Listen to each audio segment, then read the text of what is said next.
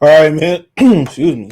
All right, man. Apparently, they have arrested the alleged assailant of for killing Alpo. Let's talk about it. Thumbs up the video, share the video, subscribe to the channel, and like I said before, man, if they want to find you, they can find you. Man, you really gotta cross your T's and dot your I's when you commit when you commit a crime. You know, any crime. If it's kidnapping, if it's you know whatever the crime is, bro, you really got to cover your steps. You really got to cover them steps, man, because it's always somebody that see it. It's always some DNA. It's always some blood and hair strain. I mean, they very anal these days, with technology, man. And they even going back in the days and finding people that did it. So right now, you got the Daily News saying uh the guy's been charged by NYPD. You got said arrest has been made. So you got, several things going around. But, if they can find Bin Laden, no matter how long it took in our mind, they can find Bin Laden. You know what I'm saying? If they can find Bin Laden in the cave, millions of miles away. I mean, honestly, what do y'all, what do we think that's gonna happen as far as people that commit petty crimes? People say, well, why are they even looking for his killer after everything he done did in this world? Why are they even searching for him? I mean, at the end of the day, it's their job. In a low clearance rate, no matter what, especially in homicide, bro, you don't get elevated, you don't get promoted, you get fired. If your clearance rank too low, and that could be the difference in between getting fired, getting promoted, being the police chief, or whatever it may be. They can be a big difference maker. They still got a job to do, no matter how foul or how great the person is who passes away or get killed from homicide. Your Joker still got a job to do, and they clearance rate, especially if you want to move up or you want to keep your job, is important. So, no matter how foul it seems, they got to treat, Alpo Martinez, like he was just like he was just an innocent citizen. But Reed said arrests in the Alpo Martinez murder case, has been made. It says New York, the NYPD has arrested a man accused of murdering former New York City drug lord Alberto Alpo Martinez. 27-year-old Shamik Parker faces murder and weapon charges in connection with the case. Martinez was shot and killed in Harlem on Halloween, October 31st, 2021. New York PD, New York Police Department, NYPD, was called to Frederick Douglass Boulevard near West 147th Street just before 3:30 a.m. A dark red pickup truck had crashed into a parked car. Martinez, the driver, had been shot 5 times in the chest through the window. He continued to drive the truck approximately 4 blocks before crashing. EMS took him to New York City Health Plus Hospitals Harlem, but it was too late to save his life. Martinez became famous in the 1980s for the murderous ways and mounting drug and cash. He was immortalized in a dozen of rap songs and the movie Paid in Full. Martinez was in a witness protection program, so his ID had the name Abraham Rodriguez printed on it, along with Lewiston Main Street. He had been given a new identity after he was released from Colorado prison in 2015. He had been serving more than 20 years for his role in 14 murders. He had also widely believed to have flipped on his former associates to cut years off what could have been a life sentence. Instead of laying low, he was often seen in Harlem, and there may have been no shortage of people who wanted him dead. So, I mean, shoot, he was still in witness protection. People say, well, he left witness protection, but apparently he still was there. But he didn't want to lay low, and for his 14 murders, he got out 20 years later, around 20 years later. So they cut a deal with anybody, bro, damn near. And he lived without fear. So I'm not sure who Shamik Parker is. He the one that's charged. He's innocent until proven guilty. But I mean, most people have been waiting on that day, and obviously, when you're waiting on something to happen, it never happens when you want it to happen. It happens when you off guard.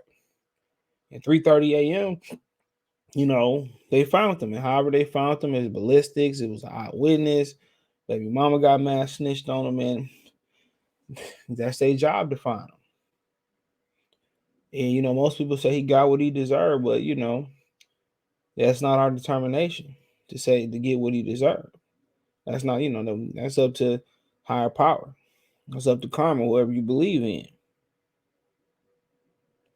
So it's messed up though, but they cut that deal for him after 14 bodies. What he's supposed to do was stand up there with his chin up and take that life sentence. So I mean, it's unfortunate that he didn't follow the code, but when they put them RICO charges in, them conspiracy charges in, a lot of people told. A lot of people snitch. Before that, you can get caught. Some keys, you do 10 years. Get out, do 8. Get out, good behavior, 7. Go back. Now, you ain't got to get caught with drugs. You telling. He was a stone cold killer, and everybody had something to say about him from a distance and had something negative. Oh, if I see him, and then some guys that said something negative, there's pictures of them he posted shaking his hand. You know what I'm saying? And it ain't nothing to glorify. None of what he did is nothing to glorify. The drugs, the crack era, doing down in DC, nothing was to glorify. Nothing. Even all the foul stuff that he did, Rich Porter, the charges, the case, none of that. None of that, was to be glorified. Get an education so you ain't gotta live that life. Get it, save your money so you ain't gotta live that life. Be an entrepreneur so you ain't gotta live that life. Be successful, you gotta live that life. Ain't nothing cool about it. But we'll see what happens. See, if they can get, they press play in this case and they end up getting him charged with murder, this Parker guy, I'm pretty sure it won't be no shortage of people paying for his bail. It won't be no shortage. I mean, the way everybody didn't like this guy, even people who work 9 to 5, I'm pretty sure all these people that supported what he did, they're going to send him money so he can bail out. So he had the best lawyers. You know what I'm saying? He did a public service in a lot of people's mind. But that's black people. You do you do the service and they don't even want to pay you. You do a great service, you line up the yard, you do the bushes, you go make sure everything extra clean, and they don't even want to tip you. But then again, they got, I seen a little boy at the grocery store. Nice shoes, $1,500 to the $500 to $1,000 coat on. Our priorities so messed up, bro. And then the first thing people want to say, well, you can't tell black people what to buy, not to buy Gucci, not to buy this, that, and the third. You know what, bro? And then I don't really have to help you. When your tire blew out, man, I don't have to take the chance to help you, change your tire. And I look up, I got a gun in my head and you robbing me. Don't beg for no money on the corners then. Don't ask me, can you spend the night? Don't ask me for an ounce of sugar. Don't ask me for some cereal, some sugar flakes, some Oreos. Don't ask me for $10, $20. When you send your kids over my place, send them with some money to go. I'm not covering it. If we don't have the same core values. If we're not going to be on code, I got to treat you just like another nigga in the street. And that's the issue. Oh, you can't tell us to do this. You can't tell us to do that. We don't have no code. You want to know your hands out and your kids got $200-$300 shoes on. They're going to grow out in less than 90 days. And people mad at him because he didn't stay on code. But it's a lot of greater and bigger drug lords that didn't stay on code. It's a lot of dudes that did file. Ain't no code in the street. And ain't no code in the black community no more. And it don't take a village to help a kid grow. It ain't a fence around our community no more. So, like I said before, people mad at this dude because he don't have no code. Well, streets don't have no code. There's somebody out there with a lesser known name that did way more foul stuff. And I'm not saying what he did was right. I chose not to live that lifestyle. I have family members that live that lifestyle. I seen people in the streets that live that lifestyle. I seen people lose their brothers to the streets, man, and just turn cold. So I already knew I didn't want to live that lifestyle. You know, you broken at your lowest moment, you think about it, you know, but you get by. You know, when you live that lifestyle, you gotta do what he did.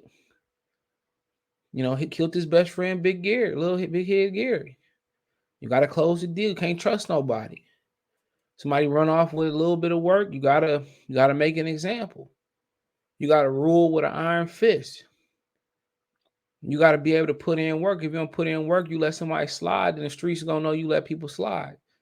And then paid in full, you know, Ace, aka Z, he learned that. He tried to bring hospitality into the streets, and it don't work. It's always somebody jealous. No matter how much you feed and take care of their family, it's always somebody jealous. No matter what, you can hit them off with everything you got, he's still gonna be hating. So ain't no hospitality, ain't no brotherly, sisterly love in the streets. And when he was out there, it was real money out there. You know, even you had the common drug dealers with real money. Now you got common drug dealers who don't have cars. Now you got common drug dealers who don't have enough money to bond out. Now you got common drug dealers who got to deal with dispensaries and legalizing marijuana. They cutting the legs off. That's what they doing it for. Not for recreation, municipal uses. On now they cutting the leg off of the small guy. And they marijuana can get better and better to the point where, you know, they deliver it now. You know, in the states that's legal, in Michigan, they deliver it now. They deliver your marijuana like you go get an Uber or you go get your pizza at the door. When they deliver it now. Ain't no money out there, bro. Once you add it up in the hours and time and stanky and wearing the same clothes, ain't no money in that, bro. Ain't no money when you got to look over your shoulder for the rest of your life. And he didn't want to look over his shoulder for the rest of his life. He knew the feds was looking at him. He knew probably that's who people was following him. Remember, he got game when they let the daddy out of jail, Jake. Showed his worth out of jail, and they weren't too far behind. They probably somebody was always looking out for that man. Just looking behind him, knowing that somebody was going put in work on. But people say the streets is a myth. It's not a myth. It's not a myth. Kids getting shot, people getting shot, drug getting slain, helium little things on the ground where they getting high off helium, needles on the ground, crack kids. That's real. It's real. But ain't no money in it. It don't add up. The people you lose, the trust you lose. You got to bag your car in. You got to have extra security. You got to have security around the house. Got to have the dogs. You paranoid. And then everybody got a conscience. No matter how you throw your conscience away.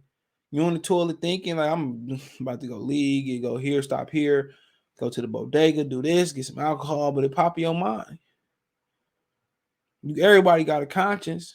Some people are able to turn it down. At some point, it's gonna turn back up. It's gonna be on your mind. It's wrong what you did. So it's only a certain type of poverty, a certain amount of just poverty, and it's just a special mix of person that's really built and cold-hearted enough to do it. And people like that, they are not only born, but they go through the cycle. Being poor, nothing to eat, struggling but ambitious. Because there's more opportunity in the drug game to find intermediate relief than it is going through the long game. Going to school, paying your dues, getting cracked on for being dirty and dusty shoes. And if you got good stuff, then you working 9 to 5, you busting your ass. As soon as you get out of school, you got to go to the job. When you get off the job, you got to go home, clean up, do your homework. It's a struggle. It's a struggle. If you living in the hood, it's a struggle. You do the right thing, you come home, your parents might be crackheads, uncle might be a crackhead, soldier stuff. You come home, they broke in your house. It's hard to do the right thing because a lot of wrong things happen to the people who do the right things. A lot of bad karma come to people who do the right thing. So in this story, bro, it's just, relay the story to the kids. whatever was ever worth getting and being around and sticking along and enjoying the fruits of your labor and watch your kids raise their kids, it's not gonna be easy. You know what I'm saying? It's gonna be hard. It's gonna be a lot of challenges. It's gonna be a lot of times where, you know, you question yourself. It'll be a lot of times where a lot of people think about, committing suicide. But, Jay Prince always say, you don't make a permanent decision on a temporary problem. And I love that saying. So yeah, let me know what you girls and guys think. We'll see what happens in this. But only God can judge you. So let me know what you girls and guys think. Check the music entertainment playlist out, current news playlist out for hopefully no more videos like this. You want to financially support the channel, Cash App, $, CJ Good 313, Venmo, CJ Good 313, PayPal link in description. Appreciate that. You get the link tree link in the description. You can follow me everywhere. I'm on social media, produce content. Follow me on Spotify, Goodfellow TV podcast. Let me know what you think in the comment section.